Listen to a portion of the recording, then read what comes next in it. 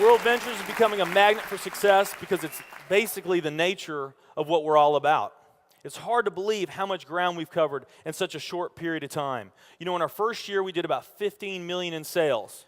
Our second year, we closed out right at $50 million. That's over a 320% increase in our second year.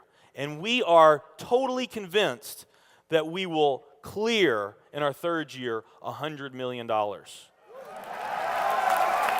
I'll tell you what's going to happen much faster than you might imagine is that we're going to become a $1 billion company.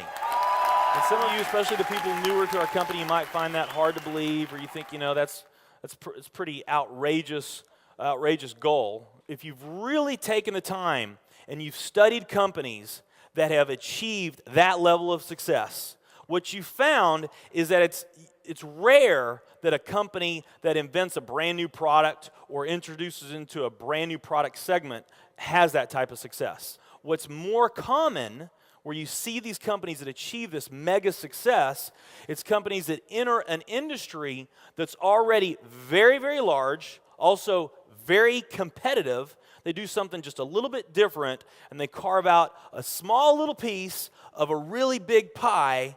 And with that small little piece, they become over $1 billion a year company. A great example of that is Cheesecake Factory. I mean, we all know how competitive and how big the restaurant business is. And Cheesecake Factory, they're not doing something that much different than everybody else. They're doing things just a little bit different. But they are a super success in business today. One of my favorite examples is Starbucks.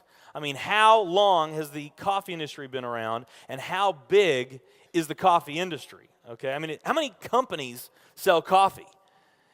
Starbucks, doing it just a little bit different, they carved out their piece, and now they're a multi-billion-dollar company. And I got a little demonstration that I want to show you that I think is kind of fun. The coffee industry is $100 billion. So $100 billion every year is spent around the world on coffee. Each one of these gumballs represents $1 billion in annual sales. There's 100 gumballs in here. This is the coffee industry. So Starbucks, if they want to, let's say they're brand new and they're starting out, and they've got this goal to become a $1 billion company, they need to carve out 1% of that pie. So they would need to have this much of that pie, 1%. So it's really, a small percentage of this overall pie. They've been more successful than that. 2, 3, 4, 5, 6, 7, 8.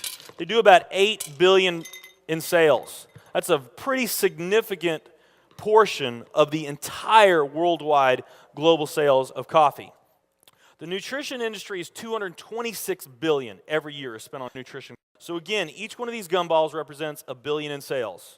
So here's the coffee industry, here's the nutrition industry. And by the way, you may not know this or not, but over half of all the network marketing companies on the planet today, they're nutrition companies. Now let's talk about the travel industry. We need a bigger base here. All right, here's the travel industry.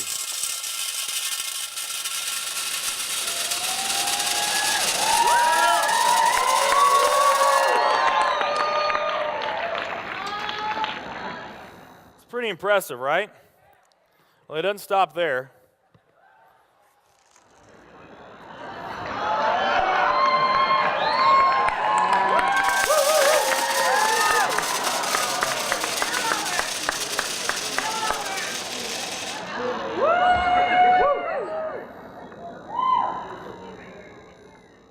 That's pretty big, right?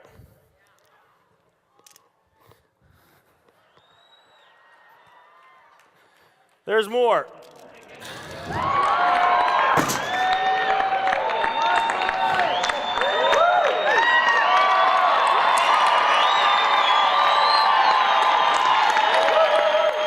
But wait, there's more.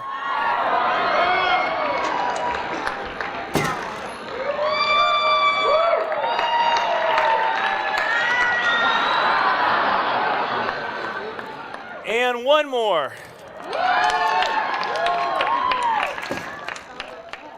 All right. So here's coffee. Here's nutrition, the entire nutrition industry. Here's travel.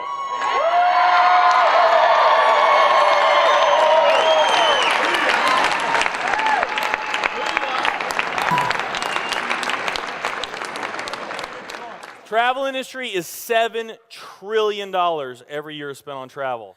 And they also say that the travel industry is going to grow from $7 trillion to $13 trillion over the next decade. Nutrition and travel.